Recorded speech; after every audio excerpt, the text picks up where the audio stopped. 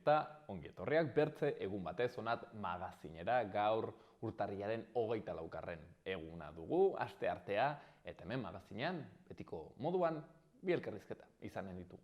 Aktualitate politikokoak gainera, lehenik eta behin gure kolaboratzaile Patxi Urrutiarekin. Egonen gara berarekin, gaurkotasunaren errepaso bat eginez, analisi politiko moduko bat, gai ezberdinekin, dela Nafarroan osasungintzak duen arazoa, medikuen esklusibotasunaren eskakizunak aztertzea, dela, gazte prekarietatea, dela aberatsenen mozkinak, mila eta bat gai, interesgarri, Patxirekin aztertuko ditugunak, eta bigarren elkarrizketan berriz, GKS-ko kideekin egonen gara izan ere, ikusi izan duzue, propaganda, urtarrilaren 28an manifestazio deitu dituzte, bai Bilbon eta baita Iruñean ere, gazte langileriari mobilizatzeko eskatu diete, izan ere, haiek salatzen dute, enpresari eta boteredunek nolabait ere eraso bat egiten ari dutela, kapitalismoa ziklo berri batean sartu dela, eta hori nolabait ere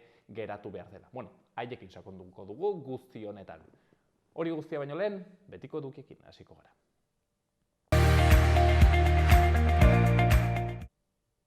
Lehenik eta behin, efemerideak. Urtarrilaren 24 zen 1921. Parisen egin zuten konferentzian aliatuek isuna ezarri zioten Alemaniari 226.000 milioi marko 42 urtekoetan banatuta. 1962an Guameko uharteko oihanean Soichi Yokoi japoniar sargentua aurkitu zuten. Bigarren Mundu Gerraz gero bertan ezkutatuta zegoen, gerra bukatuta zegoela ala ez jakin gabe. 1977ko urtarrilaren 24ean Atotxako sarraskia, Madrilgo Atotxa kalean, Madrilen, bortz abokatu laborista hil zituzten eskuin muturreko kideek. Joaquin Navarro komunistaren bila joan ziren, baina hau ez zegoenez, bertan zeudenak garbitzea erabaki zuten. Enrique Valdevira Ibanez, Luis Javier Benavides Orgaz eta Francisco Javier Seuquillo Pérez del Arco abokatuak zuzenbidea ikasten ari zen Serafín Holgado de Antonio Gaztea eta Ángel Rodríguez Leal administraria hil ziren. Eta 1984an lehenengo Apple Macintosh ordenagailua atera zen merkatura. Gaurko lerroburu nagusiak.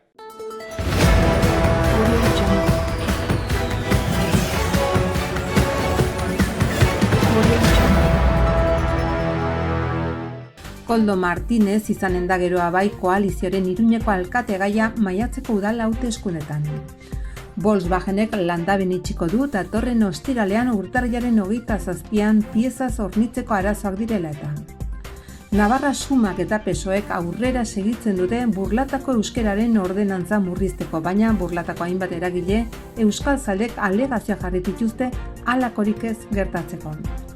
Iaz Iruñan zehar banatutako bizikleten 8 aparkaleku txandakatuek 1.670 personak egindako 66.959 erabilera zenbatu zituzten.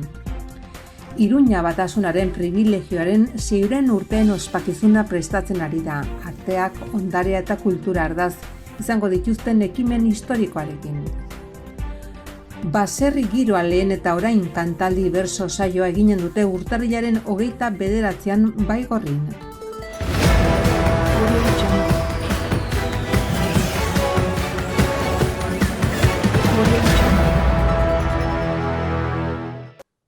Eta ikus dezagun ere agenda kulturala. Asteazkenean aurrentzako zinema Patxi Larrainzar eskolan. Arpetarra filma eskainiko dute arratsaldeko 8etan. Eta printzesak betikoak ez direnean, Ipuña, Virgine Albiraren eskutik Antsoaingo antzokian. 3 eta 8 urte bitarteko aurrentzat atxaldeko 8:30 eta 6 eta 12 urte bitartekoentzat atxaldeko 6 eta 4:00. Hortzegunean kontu gehiago, Ipuin kontalearia, Ipuin magikoak Maitane Perezen eskutik 4 eta 8 urte bitarteko aurrentzat, atxaldeko 6etan Milagrosako liburutegi publikoan. Jaione Urtasunen eskutik Pontxa eta printzesa desberdinak ipuina. Atarrabiako kulturretxean atxaldeko 6etan sarrera doakoa. Baitere, gu ere herria egitea zari gara, solasaldia eta herria aldizkariaren 10. zenbakiaren aurkezpena Naia Torrealdai Lur Albizu eta Izaro Zinkunegiren eskutik, atxaldeko 6etan Laban. Eta Pamplona Negra jaialdiaren barne, oso bidaia iluna Bakarne Atxukarrorekin topaketa Sanduzelaiko liburutegi publikoan, atxaldeko 6:30. Eta hortziralean, Ernest Ann Celestine pelikula eskainiko dute Txantreako Salestarretan, atxaldeko 8:00. Labaren Kabalak literatura solasaldien barne, begirada disidenteak euskal poesian, atxaldeko 7:00 Lizar Begoña eta Elena Olaberen eskutik, Ibon Egainak gidatuta.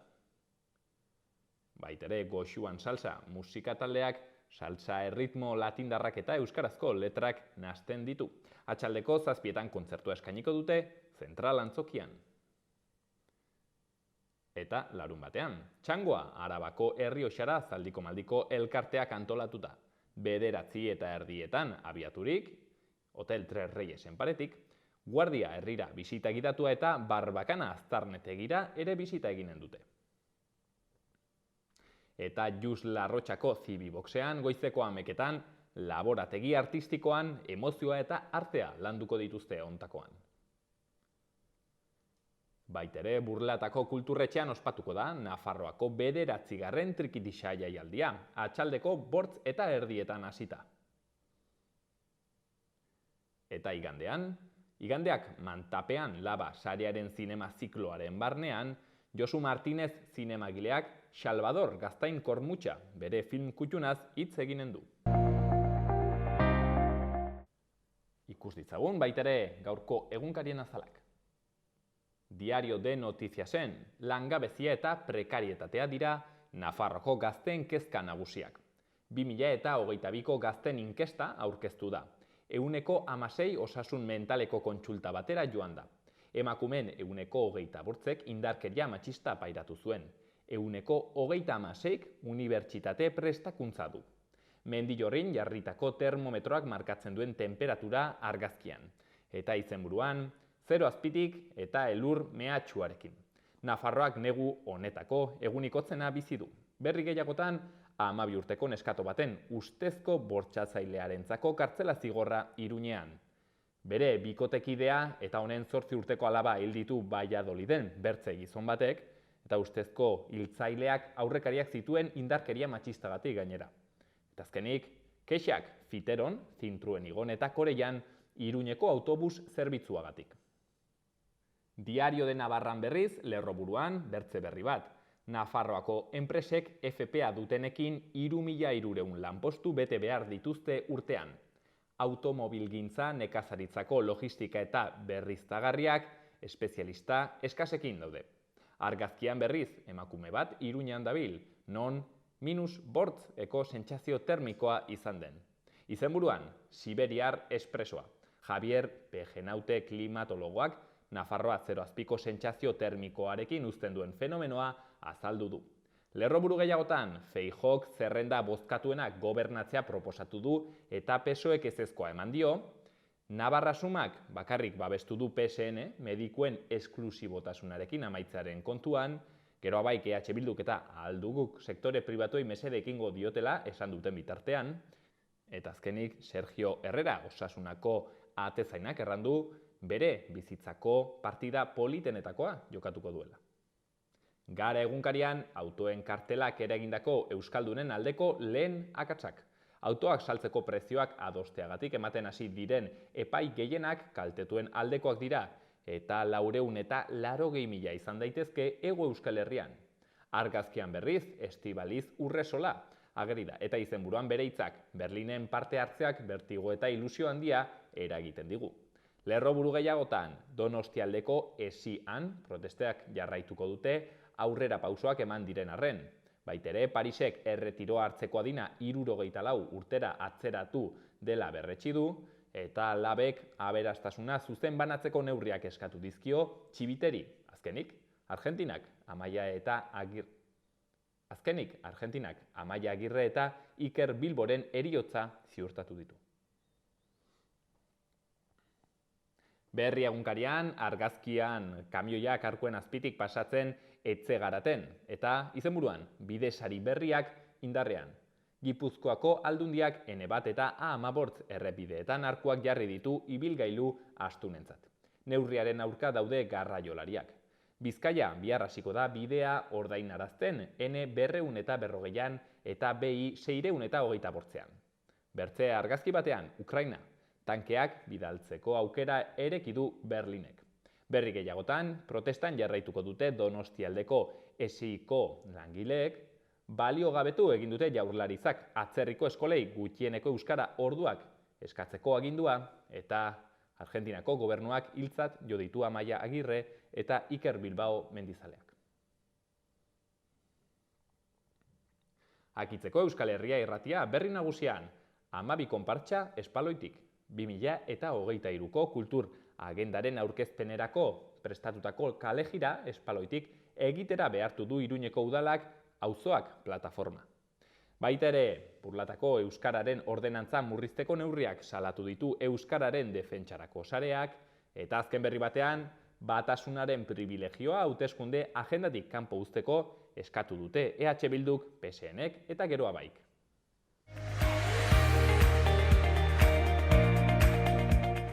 Gaurko eta biharko eguraldia. Gaur egunaren bigarren zatian atertzera eginen du. Gaur ere prezipitazio gehien Kantauri isurialdearen mendebaldean espero dugu. Elur maila 300 eta 500 metrora egonen da goizean eta 507 metrora igoko da atxaldean. Negu giroa gailenduko da. Izotza botako du barnealdeko leku askotan eta baita mendi inguruetan ere. Gauean baliteke, kostaldearen ekialdean ere izotza egitea. Temperatura maksimoak atzokoaren arras antzekoak izanen dira. Iparraizea gailenduko da. Eta bihar asteazkenean atxaldetik aitzinera espero dugu prezipitazioa. Goizaldean eta goizeko lehen orduetan ostarte batzuk erekiko dira eta izotza eginen du hainbat lekutan. Goizak aitzinera egin ala, ordea, hodeiak ugaritu eginen dira eta eguerditik aitzinera prezipitazioa iritsiko da, batez ere Kantauri isurialdean eta arratsalde gauean. Dena den, ez da baztertzen goizean kostaldetik hurbil, zaparrada txikiren bat bota dezakeenik. Elurkota 600-800 metroren bueltan ibiliko da. Goizean haizea ipar mendebaldetik finkatu eta gauean zakartu eginen da.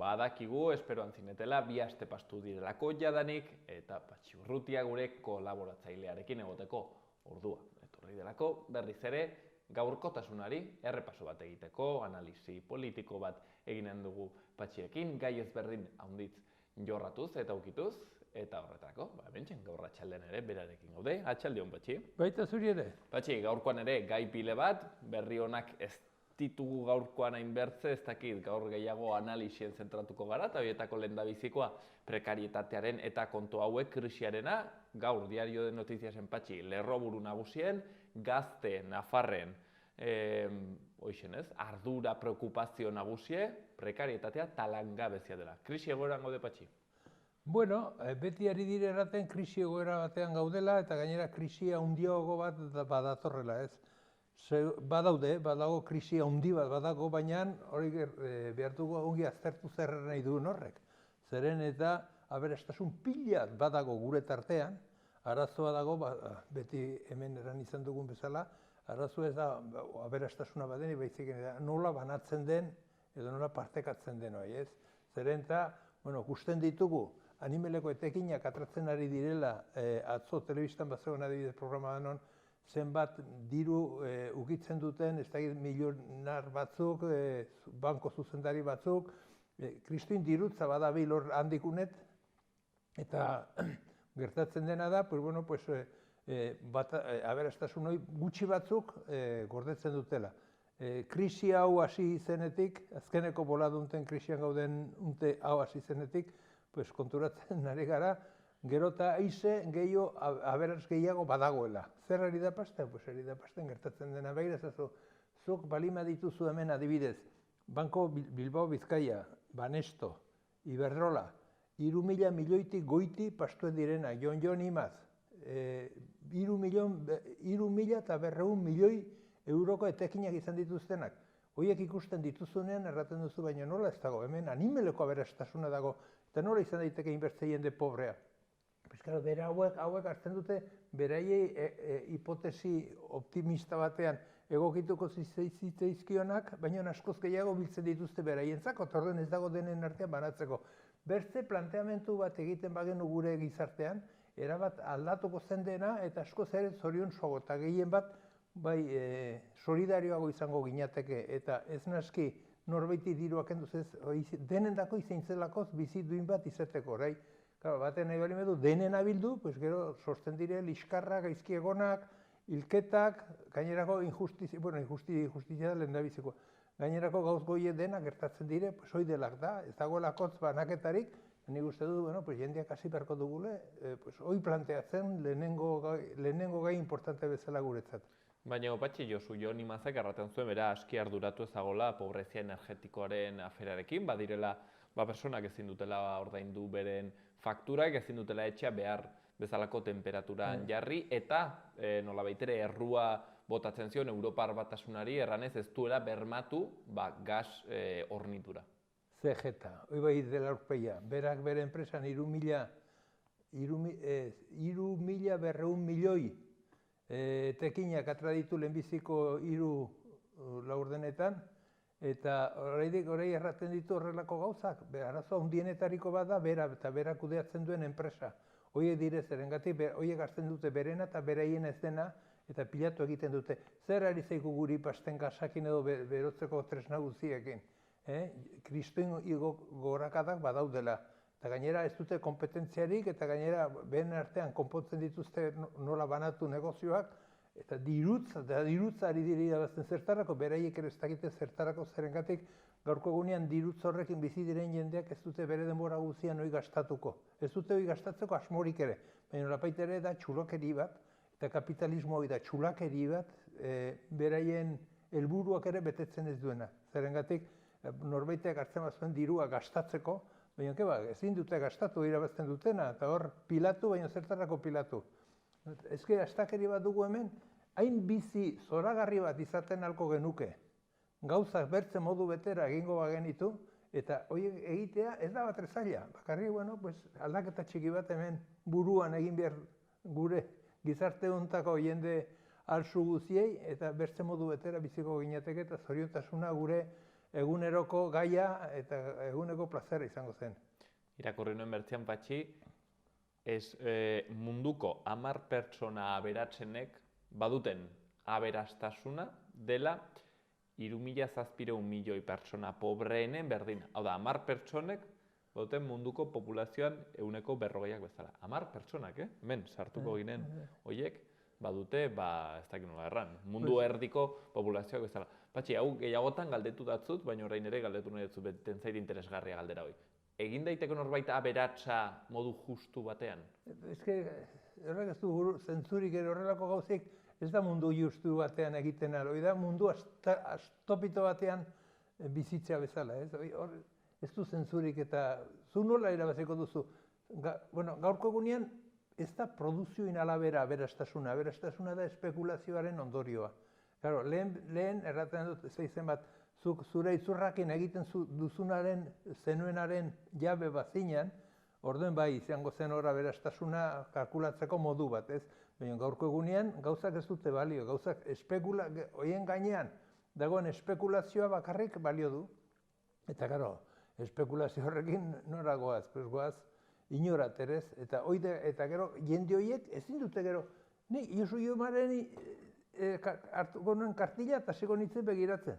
Eta nien, jode zu, hasi zaiteia, goizetik atzera lo, edo zure bizi modua, beste modu batera antolatzen, zergatik gelditzen zaizkitzun 20 urteetan, 10 urte hauetan, ez duzu izin denborari gastatzeko irabazten duzuna. Eta ala eta guzti zer gehiago, eta gehiago. zenbaitzuk ateratzen dituzte negozioak eta horiek ere behar ditugu lan bizitzeko, ez? Baina hasi pensatzen pixka bat, hor gaurko egunean aberatsoiek daukatena, egin ez dute zer egiterik, espalime dute lan hauzten. Behar da gozatu, behar da planteatu bizitza beste modu batera, ez? Baina hola ari garen bizitzartean espekulazioen eskutan uzten balimetuko denak, berriz ere segituko dugu eta gainera horren probetxo atratzen dutenak ere gaizki egongo dire, zerengatik ez dute gastatzeko aukerarik izanen eta beraien bizi kalitatea jaburra izango zelako edo pobrea. Prekarietateaz eta langabeziaz beldur diren gazte hoiei, beren ardura nagusia den gazte hoiei, zer erranen zenien? Behin ezazu, hemen lehenbidabiziko gauza da aztertzea, eta bigarrena da antolatzea, eta hirugarrena da bultzatzea. Eta gauza horiek denak egiten balire, egingo zen, zerengatik hemen jendea gaude heldu gara kultura batetik eta ohitura batzuetatik. Horiek behar dire aztertu, horiek behar dire landu eta horiek behar dire aldatu. Zerengatik gaurko gunean denek erraten dute, eske, berea da, eta zuk berea dena errespetatu behar duzu. Baina nik erten dut eta energia saltzen hauenan eri, prezio, astapito batean, atzo prezio bat, gaur bertze bat, eguneko eguna, gorago gaur atzo baino. Hoi ez da lapurreta bat. Eta horren inguruan gaudenean ez gara lapurretaz ari gara negozioaz, harreman komertzialetaz. Eta, hasi lehendabiziko gauza hitzak xuxentzen. Eta hitzak beren errenairu, egiazko errenairua, nolabait ere aztertzen. Zerenta, zer da lapurra, edo zer da izatea, ez izatea edo. Behar dire, eta karo, orduan jende hasi behar du, begiratzen, hemen beste modu batera antolatu daitekela. Eta jende ateratzen bada kalera, eskatuz eta aztertuz zer nahi duen, eta zer ona izango litzateken biztanle gehiengoarentzako, beste modu batera arituko ginen, eta gehien bat bertze kontzeptu batez ekonomiari buruz izango genituzke. Hortxen Patxiren erranak, bertzean ikusi nuen, okertzen ez banaiz behintzat, inflazioaren ondorioz, langileen soldatak bai 4% igo dituztela, borrokatu dituzten tokietan behintzat, inflazioa toki batzuetan 8% igo da, beraz hor badago erosteko ahalmenaren galera bat, eta beraz soldaten jaitsiera bertzen modura ikusteko, baina aldiz, enpresari handitzen irabazi margenak 60% igo direla. Beraz, norra ari da aberasten pandemia ezkeroztik, 2019 ezkeroztik, aberatsak gero eta aberatsagoak dira. Beraz, hortxen seguraski krisianen patxi zergati nagusietako bat, aberatsen mozkin ikaragarri hauek. Patxi, kontu gehiago ere baditugu, bertze bat hemen hurbilean ukitzen diguna eta krisiarekin zer ikusia ere baduena, eta da, osasungintza ze egoeratan dagon. Hor badire bi kontu, mahai gainean jartzeko. Alde batetik, itxaron zerrenda ikaragarriak daitugula, eta, osasungintzako zerbitzua ez dela behar lukeen bezain xuxena, prekarietatea badago, estresa, ez dago aski zerbitzurik, baino, bertze aldetik medikuen sindikatuak eskatzen ari du esklusibotasunarekin akitzea. PSNek errandu ados dagoela, eta Navarra Sumak ere babestu dio. Zoritxarreko erabaki bat eta zoritxarreko azterketa baten ondorioa. Zerengatik gaurko egunean arazo balin badaude osasungintzan, gehien bat, nekea, aspertasuna, hainbeste jende esperoan, deialdia noiz izanen duten, hoi dena dagoenean, hoi behar da aztertu eta ez justu kontrakoa. Eta hau da, kontrakoa da, lan gehiago bere gain hartzea, karo diru pixketa atzena dutelakoz, bazterretik, beraien egoera ekonomikoa hobetzeko. Eta nik uste dut horre animeleko astakeria dela, zerengatik horrelako batean egin behar den lehendabiziko gauza da, beraiek mediku bezala eta sendagileak eta zeladoreak denek batera beharko zuten ikusi eta landu eta aztertu eta mugitu osasungintza hobe bat izateko eta gure azterketa medikoa ere gure inguruan eta eskurago izatea. Eta hoi ez da egiten ari, bakarrik orai lan esklusibitate hoi kendu, baina zer da, hauek ez diren ekatzen lanean daudenean. Zergatik, egiten alden azkeneko gauza gaur langile batentzat, da lan gehiago hartzea, edo lan gehiago aldarrikatzea. Benez, lana behar da banatu, lehenik banatu denen artean, lan hori egiten alduten jende guztien artean, banatu, eta gero aztertu, eztabaidatu, ikusi zer hobetu daitekeen lanaren aldaketaren bitartez, ez? Baina nire naski, hauek egiten duten hau da marilismo, lehen beti erran dugune sindikatu badira amarilloak, horiak, horiek ez dute ez bat, eta ez bertze baizik, eta beren sakela, eta ez zai bertzi deus egin porta, eta grebak eta sindikatuak dire solidaritatezko antolakuntzak. Eta hauek justu kontrako egiten dute, ez? Ni oso aserren nago zerengatik. Korporatibismo Bai, punto total. Eta, bueno, pues hoi ez dago eskubiderik kooperatibismoa dagoenean. Eskubidea da, denen artean zerbait egin nahi denean. Zerrengatik, nire diruarekin ari dire, horiek ere jolasten. Eta horiek merezi dute nire dirua, edo zein langileen dirua. Baina aztertuz, zertarako, nola, noiz, horiek denak, eta ez naski egiten ari diren moduan, gu, mediku bezala, eta gainera, hauteskundeak ate ondoan daudenez, hor nahi dugu, zer dago gibeletik? Pues bueno, nahi dute hauek ere, eskuine berritzere hori izatea, zerengatik beraiek diru gehiago erresago lortuko lukete, ez? Baina ze justifikazio ematen dute hori egiteko, egiten ari diren eskaera hori egiteko? Ez dago inolako arrazoirik, ez dago arrazoirik. Erraten dute, Patxi, adibidez, horrek esklusibotasuna izateak behartzen diela Nafarroan egotera. Eta beraz, ezin direla ere bertze komunitate batera lanera. Adibidez, Errioxara edo EAera. Eta zentzu horretan ere mugatzen diela hundit. Ez lana purti beltz. Eta lanak beti badu berea, berak lotu egiten zaitu, eta zu egin nahiko zenituen hainbertze gauz, ezin dituzu egin, zergatik lana egin behar duzulako, ogi bide bezala elikatzeko. Eta behar duzu jornal bat ere, handik eta hemendik nolabait ere bildu. Baina hauek ez dute horrelako problemarik, hauek ez dute zertaz egin behar beste lekutan lana, eta horretarako bada bakarrik konflikto bat badagoelakotz, gaixotasun bat balin badago bertze komunitateen ondoetan, hoi erresta konpontzea, beti jarri ordu erdi bet eta hoi konponduta dago, hor ez dago problema. Problema dago dirua nahi dutela eta bertzaletik beraiek jainkoa nahi dut izan. Eta horai, osasungintza bat oso ona badago Nafarroan, tratatzen zaitute oso ongi, honek ez du zer ikustekorik hori dela 30 urte zegoenarekin, eta hauek heldu dire orai hori izorratzera. Eta hau bai dela gogorra, izorratzera ez dutelako alternatibarik eskaintzen. Beraien diru pila, eta gainera lan gehiago, baina nola eskatu dezakete lan gehiago.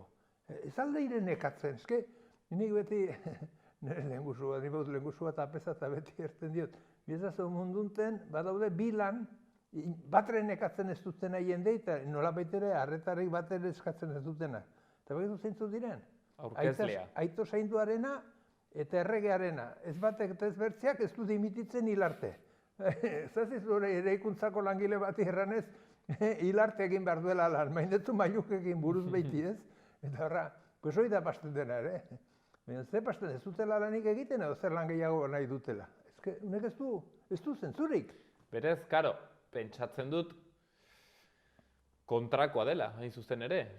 Baldintzak aiskarretan egonta, haunditzek izango dutena, pribatura gateko, han estres gutiagoa delako. Soldata hobeak ez dakit izanen diren, baina bai seguraski ere lankarga gutiago, eta beraz, horretarako bidea erreixitea nahiko dute, haunditzek pentsatzen dut. Hau da, pausu bat privatizatzera erabat osasungintza. Eta era, guretzat, jende arruntentzat onartezina dena. Ni edu mediku bat goizetan eroso eta irrifarsu agertuko zaidana, eta giza tratu on bat emango ninduena, ez? Eta horiek uste dut derela importanteena guretako, eta guk biz kalitatea behar dugu bilatu. Eta kalitatea da, denborarekin, eta da, zu nola zauden, hori iten duzu transmititu. Eta horretarako lanak beti neketsua dago, eta 8 ordu egon behar badituzu jendeai entzunez, eta jendea pesazu zein azkagarria gerar, eta agineko min pixka daukagunean nolakoa bihurtzen garen, horrelakoak. Baina ez gau da privatizazio aldera, eta privatizazioa da gertatzen alden gauzei txarrena. Hemen denek baditugu eskubideak, ez naski aberatsak bakarrik. Eta hau ez eustizu zer egingo duten. Horietaik haunitzek, zerengatik badaude mediku haunitz askiduinak direnak. Baina zenbaitzuk, eta hau bultzatzen ari direna, hau sindikato medikos delako horiek egingo dutena, hauek zer nahi dute? Azken finean, diru gehiago kobratu zuarakan, eta egun euro zure bisita, eta saklera, eta gainera diru beltzean. Eta hoi da nahi dutena, diru gehiago eta gainera modu txarrian lortua, zerengatik guretzat kaltegarri izango da hoi aurrera eta ateratzen balime da, azken finean guri eskaindiko diguten arreta asko zer txarragoa izango delako. Patxi, Inditexeko langileak ere bai greban daude, eta horiek ere eskatzen dute soldatan igoera. Bai, klaro, zer soldata dute? Behin ez dute erraten lan gehiago nahi dutela. Horiek medikue baina asko zera arrazoi gehiago bat dute, ez dute erten beraiek ere nahi dutela diru gehiago eta lan orduen ondotik ere lanian segitu. Hoi ez dute erraten, Klaro, zertaz, normala delako. Inditesekoak, klaro, eta beraiek ari dire borrokatzen, baina ez dire gaten gobernuaren gana, denen gobernuaren gana. Gaten dire nausiaren gana, eskatzera eta gainera badakitelako zertaz. Eta beharrezkoa dutelako gainera hoi bizi irauteko, zerengatik soldata miserable batzu dituzte. Eta gero dena juntetuta badoaz. Ez naski haue bezala medikua bakarrik. Zer da, han ere kargatzaileak aten aldire bakarrik. Eta kamioekin ibiltzen direnak, horiek ez, eta zen inor muitu. Baina, erabat desberdina dela erran nahi nuen, nolabait ere, ez? Erabat desberdina, eta ez du zer ikustekorik, ez jornalaren aldetik, ez harreraren aldetik, ez solidaritatearen aldetik, bertze gauz erabat desberdina da. Batxi, kontu gehiago, kasu honetan gogorrak baitere, emakumeentzat batez ere, 6 erailketekin, okerrezpanago, hasi dugu 2023a oraingoz, gaur ere, ikusi dugu berria, Valladoliden pertsona batek, senar batek, bere emaztea hil duela, eta bere alaba, eta Iruñan baitere 12 urteko haur bat bortxatu zuen pertsonere kartzelean sartu dute. Hoi ezagitze pastu behar den hemen, baina neurriek hartu behar dire, ez da posible horrela segitzea, eta gaurko egunean gainera, badirudi mantenduko dela, media hoi mantendu eginen dela zerengatik, azkeneko asteburunten ere inbertze liskar izan dire, eta gehienak oraia dire nabalekin, jendea atratzen daia etxetik nabalekin. Atratzen bada eskumuturrekin, norbaiten zuhurra utzi daiteke, baina atratzen zareleik nabalekin, hoi ziztatuta norbait itzia nahiko horreza da, lehenguan ikusi genuen moduan. Baina, hau ikaragarria da, eta kultura hoi aldendu egin behar dugu, eta nola baitere gure ingurutik aldendua izan dadin lanien aritu behar dugu. Ez da posible horrelako zerbait mantentzea gure artean, gainera ikusiz gure gizartean zenolako baliabide ditugun bizitza aberats eroso bat eramateko aurrera, eta horrelako gauza guk ez ditugu baztertzena. Horrelako behar ditugu elikatu, ez dakitzen neurriak hartu beharko ditugu, baina hasi beharko dugu pentsatzen neurriak eta oso bortitzak, edo oso eginkorrak nolabait ere hartu beharko ditugula. Batxi, batzuk erraten dute, hemen ja ezin dela erran gizon ero batzuen afera dela, baizik eta badagoela bertze oinarrizko arazo bat, zeren azkenean gizonak baldin badire sistematikoki beren emazteak, beren bikotekideak, emakumeak erailtzen dituztenak, hor zaila da erratea, ez?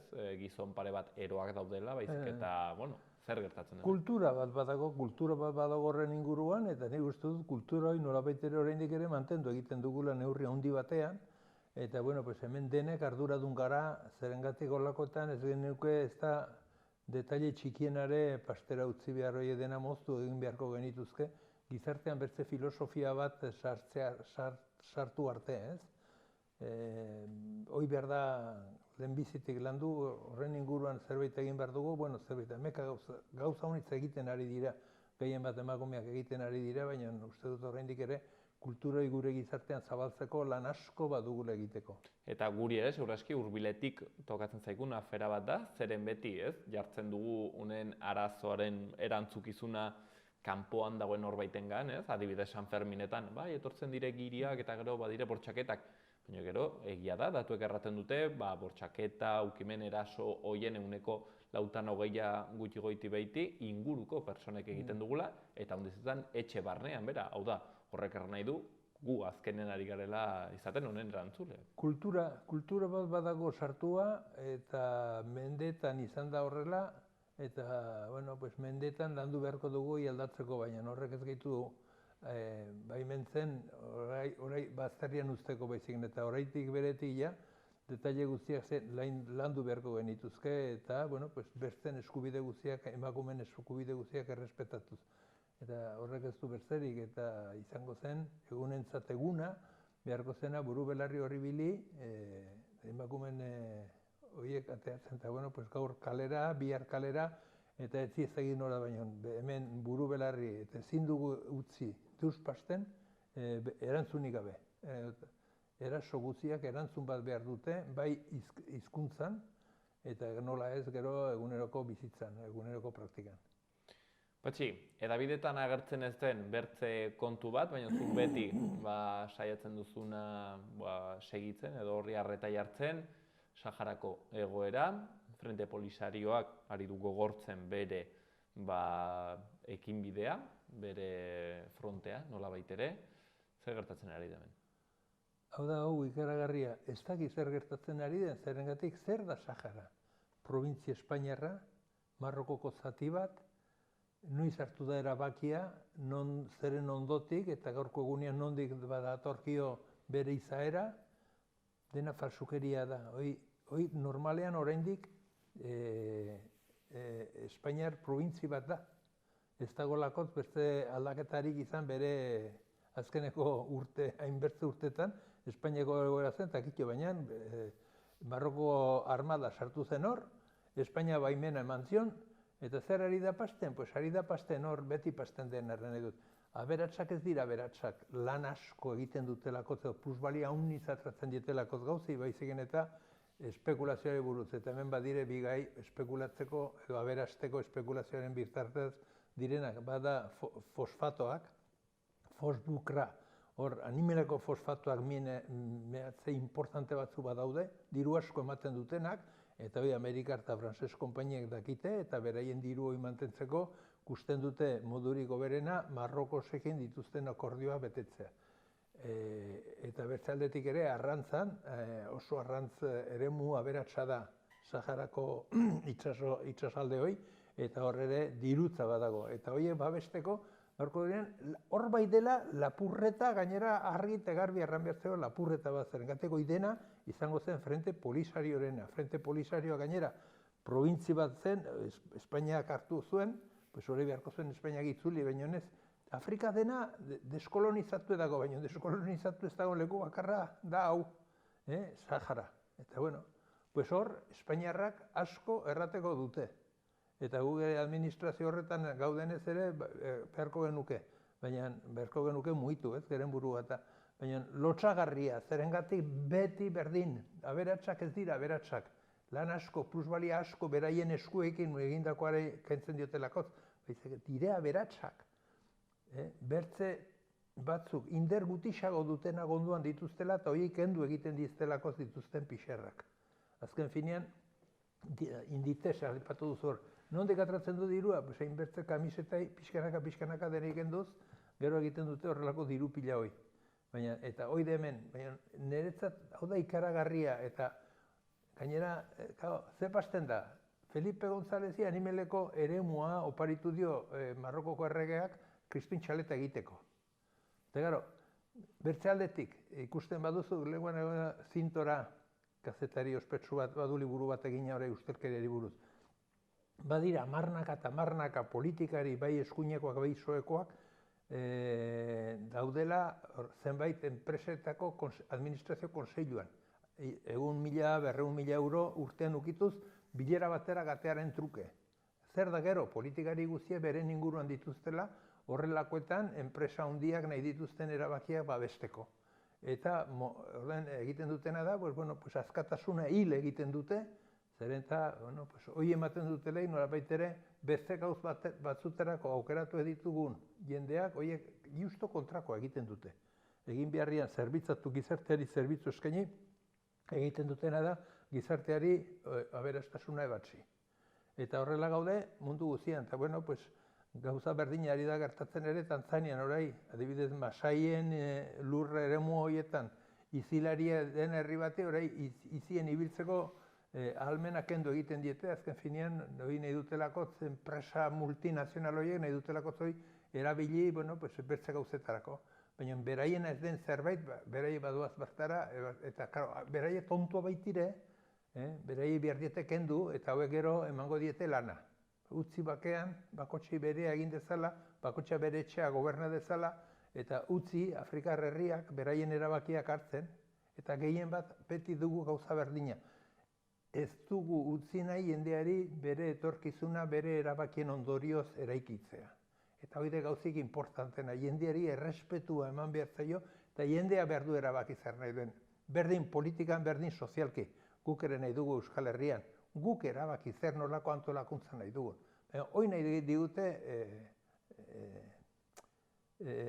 impedir, kendu nahi dizkigute eskubideoiek. Eta hori da guk aurrean daukaguna, eta horren kontrari gara borrokatzen, eta horrengatik segituko dugu, baina azken finean irabaziko dugu.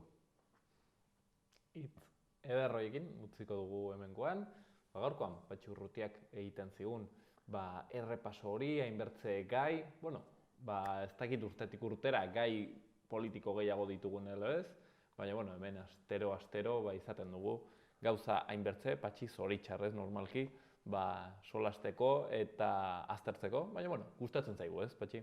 Bai, eta segituko dugu. Temazue gara.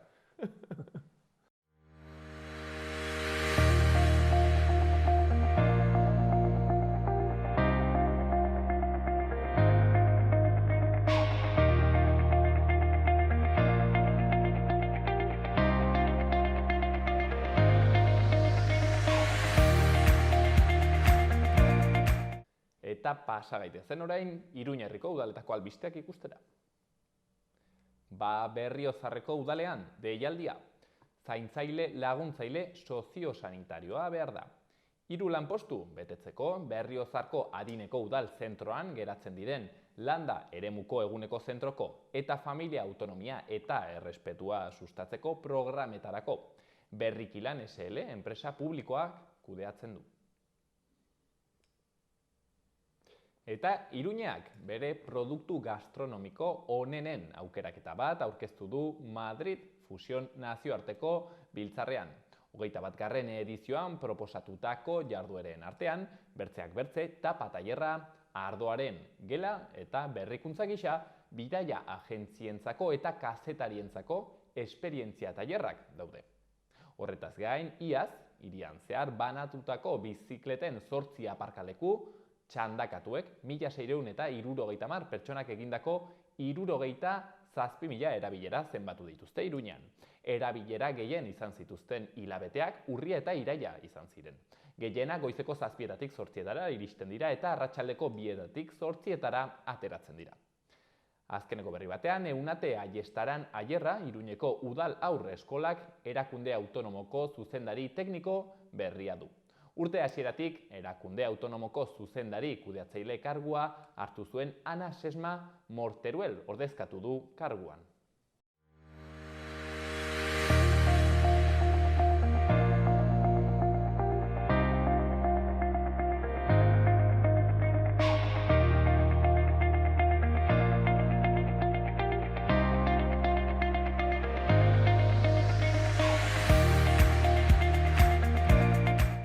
Hainbertzaldi solastu gara prekarietateaz, krisi egoeraz, bizitzaren garestitzeaz, gaur bertan aritu gara horretaz solasean, eta GKS-ek, Gazte Koordinadora Sozialistak ere, aspaldi denik jorratu ditu gai hauek, hain zuzen ere, aberatsenen, burgesiaren, mozkin ikaragarri horiek salatzen, gazten prekarietatea salatzen eta bar, eta hain zuzen ere, testu inguru honetan, Urtarrilaren 28an manifestazioak deitu dituzte, bai Bilbon eta bai Iruñean, pentsatzen dut ikusi izin duzuela, hemen Iruñean ibili baldin bazarete, publizitatea, propaganda, hainbertze tokitan egon delako, hainbertze tokitara iritsi direlako, Ganden Hortziralean ere bai, Atarrabian eta Barainainen egon ziren aurkezten, hain zuzen ere manifestazio hau, bere leloa agintarien eta enpresen erasoaldiaren aurrean, gazte langileria mobilizatzera deitzen dute, eta hain zuzen ere hori bera zertan den argitzeko, GKS-ko kide den, hemen Edurne Garaibarregin egonen gara. Atxaldeon, Edurne. Atxaldeon. Bueno, lehenik eta behin zuri botako dizut galdera, Hortziralean egin zen dituzten aurkezpenak, zergatik mobilizatu behar gara urtarriaren 28an? Bai, esan duzu bezala urtarriaren 28an deitu ditugu manifestazioak, aurreko abenduan ja aurkeztu genituenak, eta guk ikusten dugu gaur egun testuingurua ematen ari dela mobilizaziorako auspotze hori emateko, ez? Testuingurua ikusten dugulako alde batetik langileriaren ezintasun ekonomiko hori areagotzen ari delako, ikusi daiteke elikagaien prezioaren igoerarekin, erregaien prezioarekin igoera, eta gero beste aldetik ikusten dugulako politikariek egoera hau gainditzeko borondate erreal bat, borondate erreala erakusten duten bitartean, borondate hori edo ezintasun bat, borondate hori ezintasun batean bihurtzen dela, ez? Eta horren kontra eta egoera hau, hori mobilizazio auspotzerako momentua dela ikusten genuen, eta orduan horregatik deitu genituen mobilizazio hauek, ez? Jendea animatzeko, kaleak hartzera eta antolatzera. Hain zuzen ere, gaur atera da berrietan, Diario de Noticiasen lerroburuan, inkesta berri batek erranduela, hemen, nafar gazteen ardura, preokupazio nagusiak, prekarietatea eta langabezia direla, beraz, testuingurua aipatzen genuen aproposa. Kasu honetan, Edurne, nork deitzen duzue manifestazio hau? Gazte Koordinador Sozialistatik deitzen dugu manifestazioa, manifestazio nazionalak dira, horregatik aukeratu genuen Iruña eta Bilbo, aurreko urtean ere egin genituen, eta beraz GKS-etik deitzen ditugu, baina egia da bakarrik ez garela horra mugatzen baizik eta beste eragile batzuekin ere izan dugula kontaktua, hau da, lana egin dugu kalean, baina ere gazte asamladekin elkartu gara, hainbat eragileekin ere gure mobilizazioaren berri eman diegu, edukia azalduz, eta baina manifestazioa berak guk deitzen dugu bakarrik, nazionalki. Kontu gehiago, enpresen eta agintarien erasoaldia salatzen duzue, konta iguzu Edurne, zer da salatzen duzuena, ze eraso egiten ari? Lehen esan duan bezala, langileria ikusten dugu ez, langilerian ezintasun ekonomiko hori geroz eta nabarmenagoa dela ez, eta guk ikusten dugu gizarte kapitalista hontan krisi batean aurkitzen garela edo ganbera batean, ez? Ezin egon ekonomiko hori islatzen duena, ez? Baina ikusten dugu krisiak ez duela mundu guztian modu berdinean pairatzen. Hau da, nahiz eta gertakizun neutral bat bezala saltzen diguten, guk ikusten dugu nabarmenagoa edo bortitzagoa dela, ez? Langile klaseak pairatzen duena, ez? Eta guk egoera hau jasaten dugun bitartean, egoera honetatik negozioa egiten ari dela enpresariak. Zergatik diogu hau, balde batetik ikusten delako argi, hori, lehen esan dut, elikagaien prezioak gora egin dute, erregaien prezioak gora egin dute, eta enpresen irabaziak bitartean ez dute bera egin, ez? Esan nahi dut, enpresaren irabaziak adibidez 21% igo dira. Soldata baino 7 aldiz gehiago. Edo gero Iberdrolaren irabaziak ikusten badituzu edo beste enpresa batzuen irabaziak ikusterakoan aurten urte historikoa izan zela esaten zuten, ez? Orduan guk argi ikusten dugu, guk krisi hori pairatzen ari garen bitartean, eta egoera ezegonkortasun hau pairatzen ari garen bitartean, ez? Beste batzuk ordea beraien irabaziak geroz eta handiagoak direla, ez? Orduan guk argi ikusten genuen hori ofentsiba bezala, ez? Behar bada, prezioen igoera hori ez dela gertatzen batean, baizik eta irabazi horiek geroz eta handiagoak izateko edo behintzat mantentzeko. Orduan horregatik deitzen diogu erasoaldia. Aldiz, gehien entzun dugun diskurtsoa da, pandemia bat izan genuela, 2019tik Ukrainako gerrara izan dugula, eta nolabait ere egoera geopolitiko horrek eta pandemiak bera merkatuan sortu dituela halako disfuntzio batzuk, eta horren ondorio izango zela bizitzaren garestitze hau. Bai, bizitzaren garestitzearen kontuarekin, guk eta baita ere Kontseilu Sozialistek deitutako manifestazio batzuetan aurreko 31an, guk ikusten dugu, hori lehen esan dudan bezala, enpresarien irabaziak mantentzeko igotzen direla gauza horiek, eta guk pairatzen dugula benetan bortizkeria hori. Eta gainera hori aguantatzea esaten digute, hay que apretarse el cinturón, oso ohikoa den esaldi hori. Baina guk horren atzean hori ikusten dugu, beste batzuen irabaziak direla mantentzeko direla gertatzen den gauza horiek, eta orduan guk horrekin lotzen dugu batez ere. Edurne, egin zenuten irakurketan, aurkezterakoan manifestazioa, errantzen duten kapitalismoa ziklo berri batean sartu dela, oker ez banago paradigma ere hitza erabili zenuten, paradigma berri batean, konta iguzu, ze ziklo berritan sartu da kapitalismoa? Bai, guk horrekin esaten duguna gehien bada, lehen esan duen ezin egon hori, nahiz eta behar bada ez delen saltzen krisi bat bezala, eta badirudi prezioak gora egin dutela, eta guk aguantatu behar dugula, edo, den ere, aipatu duzun inkesta hortan gazte ezakite, 72%ak esaten zuen egoera uste zuela hobetzen ari zela, baina guk ikusten dugu egoera hori ez dela hobetzen ari baizik, eta igual jartzen ari direla baliabideak egoera hori hobetzen ari dela ikusteko edo pentsatzeko, baina guk argi ikusten dugu baldintzak eta bizi eta lan baldintzak geroz eta kaskarragoak direla. Eta horregatik beti esaten dugu ikuspegi kritiko batetik begiratu behar dela errealitate hori, eta horregatik kapitalismoan ziklo berri horri esaten diogu, azken finean bizitza urteak aurrera doaz, eta kapitalismoak ere bere baliabideak ditu, nolabait, bere interesak bere funtzioak mantentze aldera, nolabait ez irudikatzeko hain argi. Ziklo berri bat esaten dugunean hori da, guri ez iruditzeko hain gaizki gaudela. Orduan guk batez ere hori, lan baldintza eta bizi baldintzen okertzearekin lotzen dugu paradigma berri hori. Nahiz eta ez ikusi hain argi gehiengoarentzat, baina horregatik ikuspegi kritiko batetik begiratu behar dugu. Hala ere, lehenago gainbera hitza erabili duzu, okerezpanago, bai pentsatzen zuen kapitalismoa gainbera batean dagoela, hau da, erran nahi dut, ez duela urte batzuk, erraten da, ez, 30 gloriosoak deitzen diren etapa hori, 20. mende erdialdean gero neoliberalismoa, eta orain gainbera etapa batean sartzen ari da? Bai, gainberan nik lotuko nuke, guk lotzen dugu gehien bat horrekin, ez, azken finean kapitalismoa erreproduzitzeko beti lortu behar ditu mekanismo ezberdinak, eta erregaien igoera izan da oso bortitza, mundu guztiak hitz egiten zuen gasolinaren prezioari buruz, eta 20 zentimoko laguntzarekin isildu dute, baina orainak kendu dute, orduan guk uste dugu hori. Erosketa almena ere asko jaitsi da, ez, lehen 50 eurorekin erosten genuena, orain askoz gutxiago erosten dugu, orduan guk ikusten dugu hori. Prezioak gora egingo dutela eta egoera geroz eta kaskarragoa izango dela. Edurne, aipatu duzu zerbait ere bai, politikariek egiten duten, jokatzen duten paperaz, kasu honetan zer da salatzen duzuna irakurri dugu zerbait ere, ikusten duzuela nola Europatik etortzen diren diru hoien nolabait ere preso menpe gertatzen gelditzen direla, bait ere enpresarien nolabait ere eskua hor dagoela, ez dute paper garrantzitsu bat jokatzen politikariek? Bai, esan duzun bezala guk manifestazioak aurkeztu genuenetik, egon gara salatzen enpresarien erasoalde horiek, baina politikarien papera ere kritikatu dugu. Zer zentzutan kritikatzen dugu? Azken finean guk ikusten dugu ez, adibidez, orain, guk ikusten dugu langilerian pobreziaren erantzule ere direla, horrela identifikatzen ditugu politikari profesionalak deitzen ditugunak, direla parlamentoan aurkezten direnak, eta guk ikusten dugu alde batetik borondatea erakusten dutela egoera hau gainditzeko, eta badirudi, adibidez, orain Espainiako gobernuan dago inoizko gobernu aurrerakoiena bezala saltzen den gobernua, baina guk argi daukagu borondate hori faltsukeria edo fartza badela, ez? Zergatik, azken finean, benetan langileriaren klasea, langileriaren interesak defendatuko bazituzten, enpresarien, aipatu dituan lehen enpresarien irabazien igoera hori etzen emango.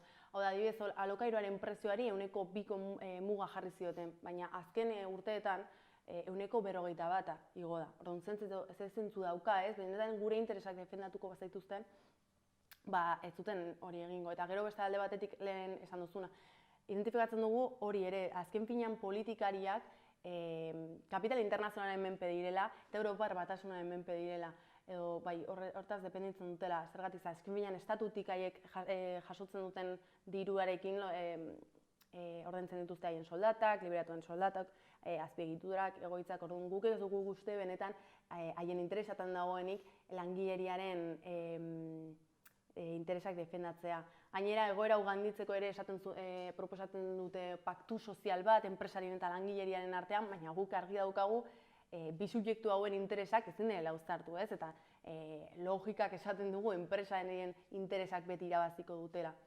Gainera, baita ere kontuan hartu behar da, inoizko gobernu aurrerako honek hartu dituela neurri batzuk mobilizazioa nolabait apaltzeko, ez? Adibidez, kode zibila edo kode penala gogortu egin du, poliziaren aurrekontuak igo ditu, orduan guk ikusten dugu borondate hori edo saltzen duten borondate hori fartsa bat dela, eta hortik kanpoan mobilizatu behar garela.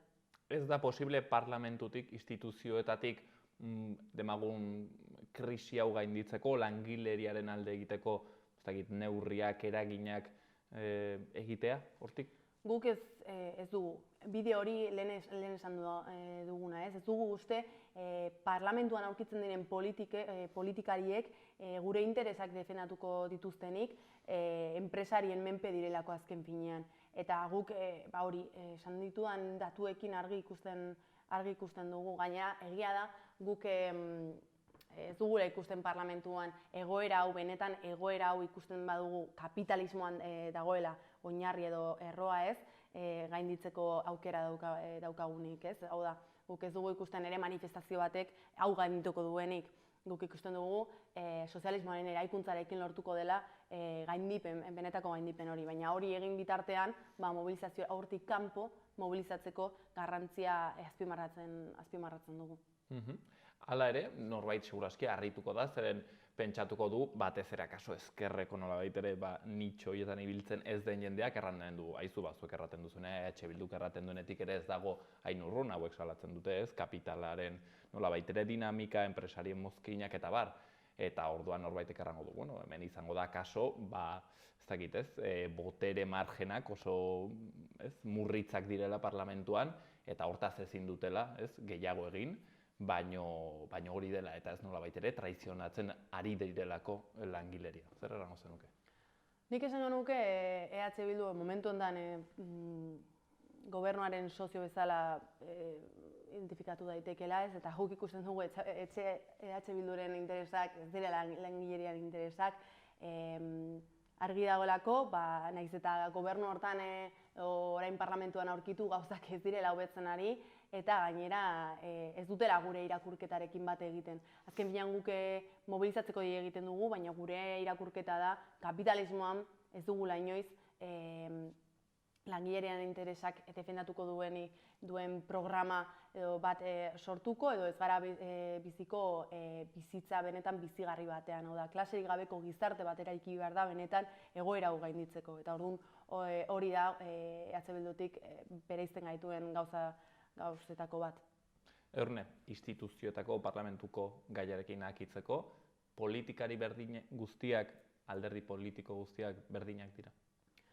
Bueno, gai sakona eta eztabaidatsua izan daiteke hori, egia da guk politikari ez hitz egiten dugunean orokorrean hitz egiten dugula, hau da ez dugu aipatzen zehazki batzuk, baina guk ikusten dugu momentu honetan instituzioetan aurkitzen diren politikari guztiek berdin, tendentzia berdina ari direla jarraitzen ez, eta hori da, langilerian interesak ez dituztela defendatzen ari, eta egoeran aurrean ez dutela ikusten ari, enpresak irabazten ari dela sekulako irabaziak, urte hoberenak izaten ari dituztela, eta gu bitartean, gure egoera bitartean geroz eta okerragoa dela.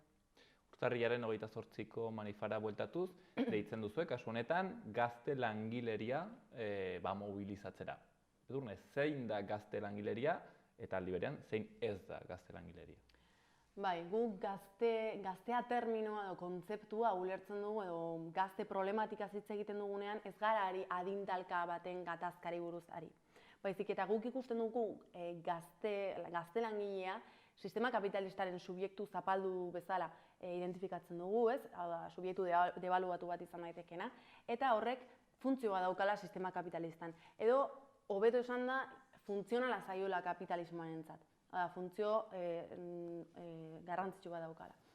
Zergatik gaztelangilea, langileria klasearen barruan sartuta ez, ikusten dugu baldintza ekonomikoetara begira, langabezia kronikoa, soldata baxuak, lan kaleratzeak, jefeen abusua jasatzen dituen subiektua dela ez, eta ordune horren mobilizaziora ditzen dugu, uste dugulako subiektu oso garrantzitsua dela. Kapitalismoaren, hori esan dut, funtzioa nagusia edo funtzionala zaio orduan, hori mobilizatzerakoan kapitalismoaren erreprodukzio hori oztopatu dezake. Baina hala ere, naiz eta gure lema gaztelangile borrokara izan, esaneko nuke, GKS-en baliabideak ikusi badituzu edo edukia bera ere oso orokorra da eta saiatu gara ere beste adin batzuetara iristen, ze ikusten dugu naiz eta gure antolakundea eta GKS-ek ditu eta GKS gazte problematika jorratzen duen antolakundea izan da, ez garela mugatu behar horretara bakarrik eta gurasoekin hitz egin dugu edo beste adin batzuekin hitz egin dugu eta hauek ere mobilizatzera deitzen ditugu. Langile nolabait ere izen horretan orain zentratuz, seguraski zenbait ez dire erabat identifikatuak sentituko termino horrekin, ez?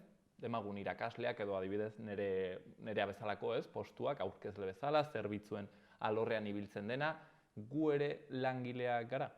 Bai, termino horrekin behar bada, hori, jende asko identifikatzeko momentuan zaildasunak ditu, ez? Baina guk ikusten dugu langile klasea edo langile bezala imaginatzen dugula, ez da kalean eskatzen ari dena, ez da, hilabete amaieran ez dena iristen bakarrik, horiek ere dira, baina ez dira bakarrik horiek. Hau da, violentzia bezala, violentzia hitz egiten dugu askotan, ez? Violentzia bada lanean hiltzea edo violentzia da hilabete amaierara ez iristea, baina violentzia ere da lanean 8 ordu ematea, zure lan indarra bertan inbertitzea eta beste batzuk bitartean etekin handi bat eramatea hortik, ez? Orduan guretzat langile klasea, subjektu edo kontzeptu zabala da, baina nik esango nuke benetan gure egoera aztertuta eta beste batzuen, hau da, burgesia klasiko beste kide batekin alderatuta, nahiko ezberdintasun handia daudela. Bakarrik ez gara geratu behar etxe badauka eta hilabete amaierara iristen naiz ondo, baizik eta beste gauza batzuetan. Atzo horratzen zian lagun batek edurne berarekin solasean, burgesia hori ez dakit, baina nola burgesak? Gu gara burgesak, gu bizi gara nahi dugun bezala, erraten zuen.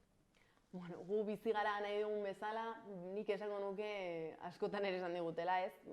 Kapitalismoan, beti aipatzen dugu, sistema kapitalista ez, eta uste dugu, nahi dugun bezala bizi garela uste dugu, baina benetan gure egiten dugun, egunerokotasunean egiten dugun guztia determinatuta dago.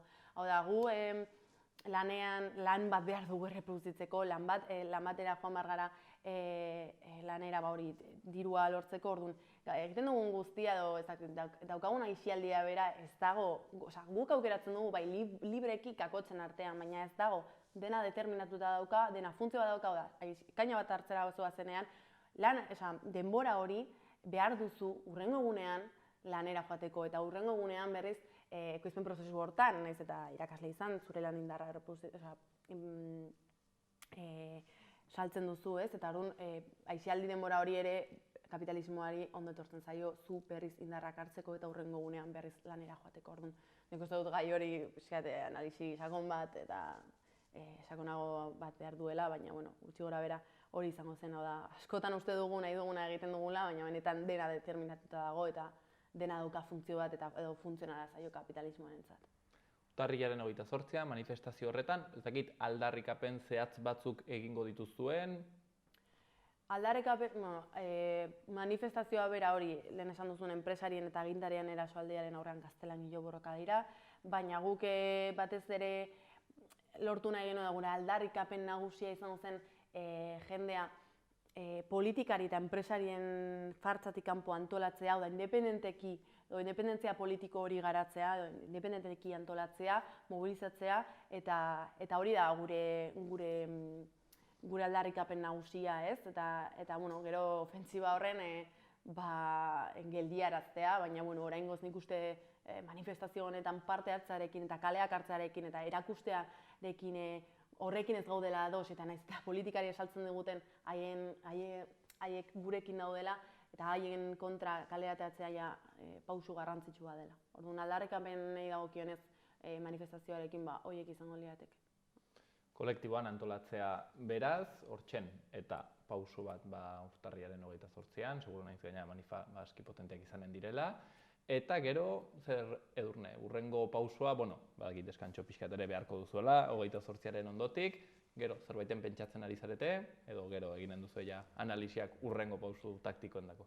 Bai, aurreko manifestazioak ditu baino lehen esamarra dago gazte programa politiko atera genuela, gazte proposamen politiko atera genuela, eta orduan, naiz eta manifestazioekin, gure jardun politikoa, eten bat izango duen, azken finean manifestazioan indar asko jarri ditugu, propaganda masiboa izan da, eta hori oso neketsua da, jarraituko dugu gure jardun politikoarekin, eta gure berri izango dute, aurreko hilabetetan ere martxan jarri dira dinamika ezberdinak hainbat lekuetan, eta orduan horiekin jarraituko dugu, edo ikusiko da.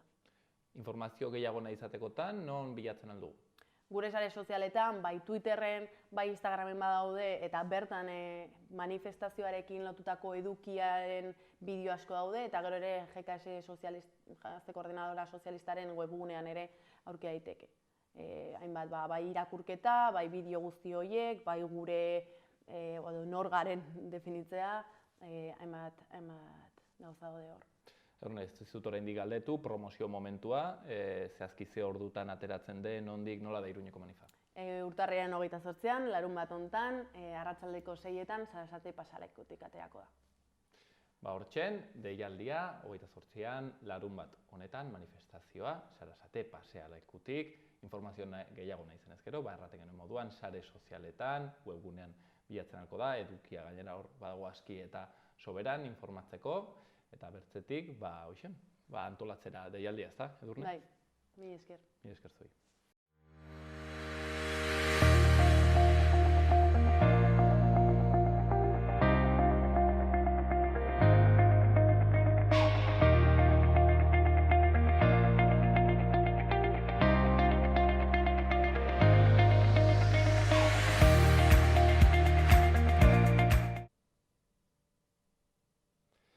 Ailegatu gara, honekin gaurko magazinaren akabaiara, bihar ere hemen egonen gara, elkarrizketa interesgarri gehiagorekin.